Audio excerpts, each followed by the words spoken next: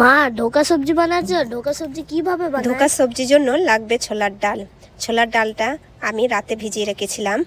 এই ছোলার ডালটা যখন পুরোপুরি ভিজে যাবে তখন পরিষ্কার জলের মধ্যে এটাকে ভালো করে ধুয়ে নিতে হবে। ছোলার ডালটাকে ভালোভাবে পরিষ্কার জলে ধুয়ে নিতে হবে। ধোয়া হয়ে গেলে কি করতে হবে, ছোলার ডালটাকে মিক্সারের মধ্যে রেখে এটাকে ভালোভাবে পেশাই করে নিতে হবে।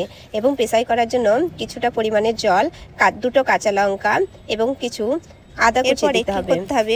ছোলার ডালটাকে ভালোভাবে পেশাই করে নিতে হবে মিক্সারে। এটা ভালোভাবে পেশাই করতে হবে।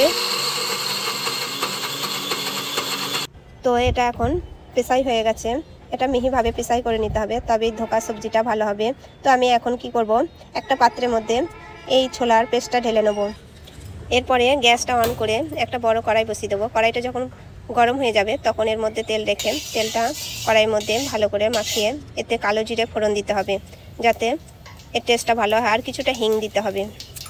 হিং দেওয়ার পর কিছুটা পরিমাণে হলুদ গুঁড়ো দিতে হবে এবং এটাকে ভালোভাবে নাড়াচাড়া করে যে ছোলার পেস্টটা আছে ওটা ঢেলে দিতে হবে কড়াইয়ের মধ্যে। আর অনবরত নেড়ে যেতে হবে।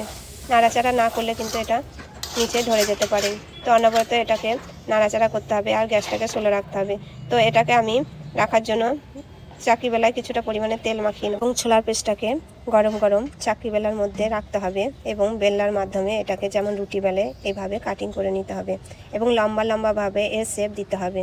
এটা কিন্তু আমি আধ ঘন্টার জন্য রেস্টে রেখেছিলাম, সঙ্গে সঙ্গে করা যাবে না, এটা কিছু সময়ের জন্য একে রেস্টে রাখতে হবে। তারপর ধোকার শেপ দিয়ে এটাকে একটা পাত্রের মধ্যে রেখে এরপর কড়াইয়ের মধ্যে কিছুটা পরিমাণে তেল দিতে হবে। তেলটা যখন পুরোপুরি গরম হয়ে যাবে তখন এর মধ্যে ধোকা একটা একটা করে ছাড়তে হবে, কিন্তু বেশি ছাড়লে হবে না, তাহলে এগুলো ভেঙে যেতে পারে। এবং এটাকে একটা একটা করে নাড়াচাড়া করতে হবে। এটা যখন পুরোপুরি লাল কালার এসে যাবে তখন এটা হালকাভাবে তুলে নিতে হবে। তো আমার এরপর যেটা করতে হবে সেটা হচ্ছে আবার কিছুটা পরিমাণে তেল দিয়ে এবং কিছুটা টমেটো কুচি এবং কিছুটা পরিমাণে হলুদ গুঁড়ো দিয়ে এটাকে ভালোভাবে নাড়াচাড়া করে নিতে হবে। এরপর যখন টমেটোটা ভাজা হয়ে যাবে তখন এরপরে কিছু মশলা লাগবে এর মধ্যে। তো এখানে লঙ্কা গুঁড়ো, ধনে গুঁড়ো, জিরে গুঁড়ো, কাশ্মীরি লঙ্কা গুঁড়ো দিয়ে এটাকে ভালোভাবে নাড়াচাড়া করে মশলাটাকে ভেজে নিতে হবে। মশলাটা যখন তৈরি হয়ে যাবে তো এর মধ্যে আমি কিছুটা পরিমাণে গরম জল দেবো। গরম জল দিলে কিন্তু ধোকাটাকে ভালো টেস্ট হবে।